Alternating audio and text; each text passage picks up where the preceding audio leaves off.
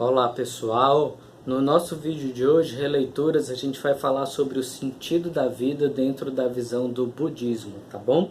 O budismo é uma religião aí de tradição oriental, que na verdade se apresenta em diversas linhas, né? Mas a gente tem principalmente o Zen budismo, que é mais originário aí do Japão, e a gente tem também o budismo tibetano, obviamente é originário do Tibete, né?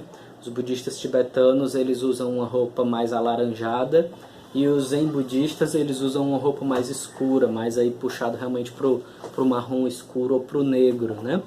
E a gente tem aqui no Brasil duas grandes figuras, né? Eu recomendo que você possa ver os vídeos, as palestras deles, para que você possa, digamos assim, conhecer um pouco mais, né?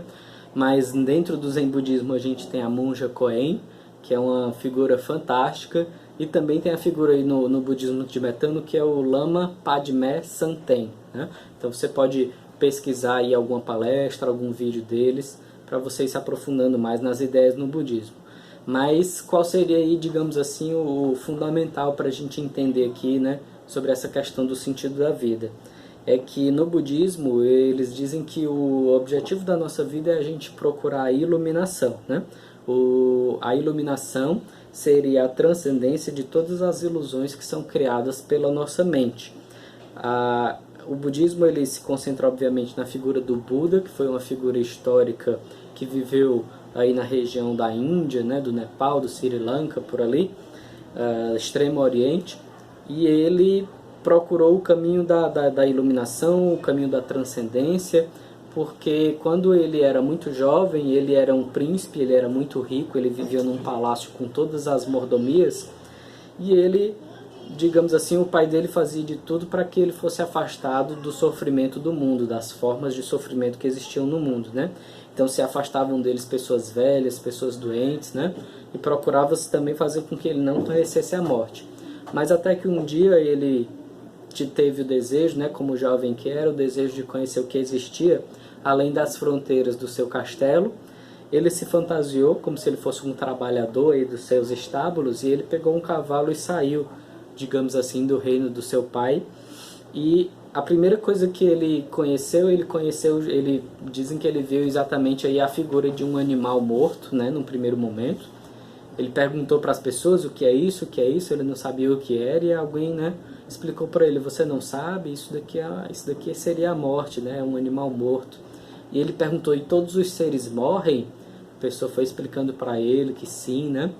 Enfim. Em segundo lugar, ele viu justamente uma pessoa velha. Ele nunca tinha visto uma pessoa velha, né? Imagina alguém com 17, 18 anos nunca vendo alguém velho, e ele se tocou com a figura daquela pessoa, procurou conversar, procurou entender por que aquela figura era diferente, e assim ele ficou conhecendo também os sofrimentos, as tormentas da velhice, né? E logo depois ele continuou sua caminhada, sua jornada. Ele conheceu pessoas doentes, né? Também não conhecia, e passou a conhecer pessoas doentes.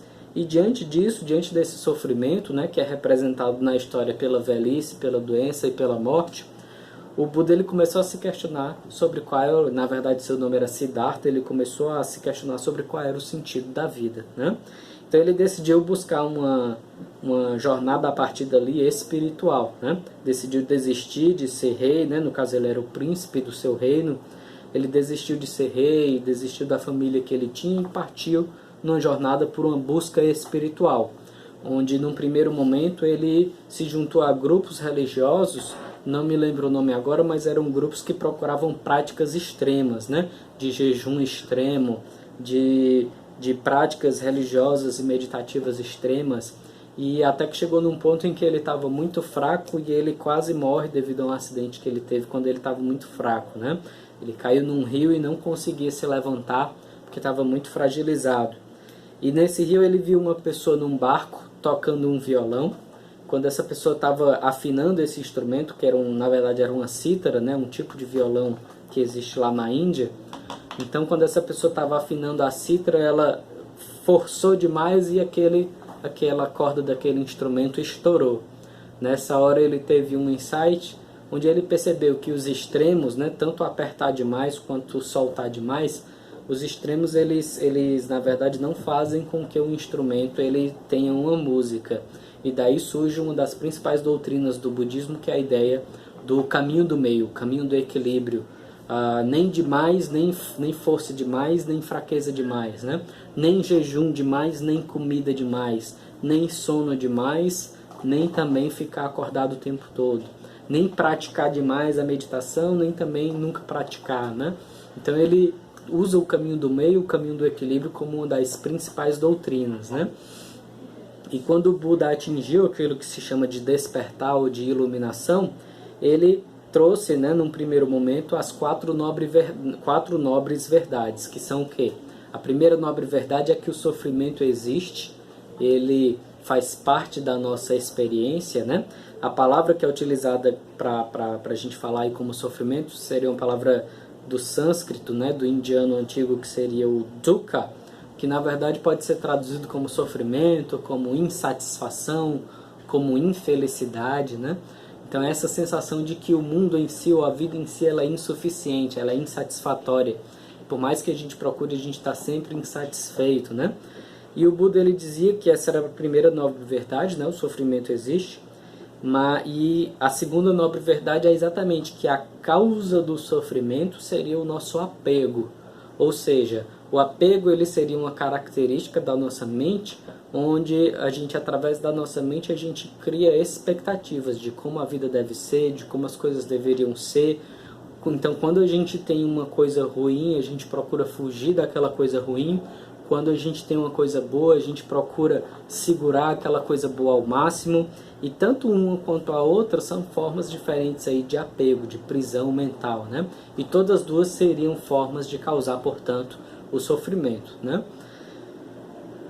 A terceira nobre verdade é que o sofrimento, ele pode ter um fim, a partir justamente do autoconhecimento, do conhecimento da nossa mente, do funcionamento das causas e condições que levariam a esse apego, né? Ou a esse sofrimento.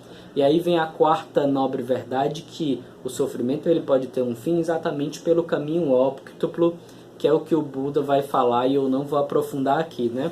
Mas seria a ideia de ter o pensamento correto, a fala correta, a ação correta, a meditação correta, enfim, uma série de práticas corretas, de condutas que o Buda, ele vai postular nas suas palestras, né? Nas suas falas. Ele vai falar aí justamente sobre a ideia de como é possível atingir uma vida equilibrada, uma vida de despertar, uma vida de iluminação, a partir do desapego, a partir do aprendizado sobre a nossa verdadeira natureza.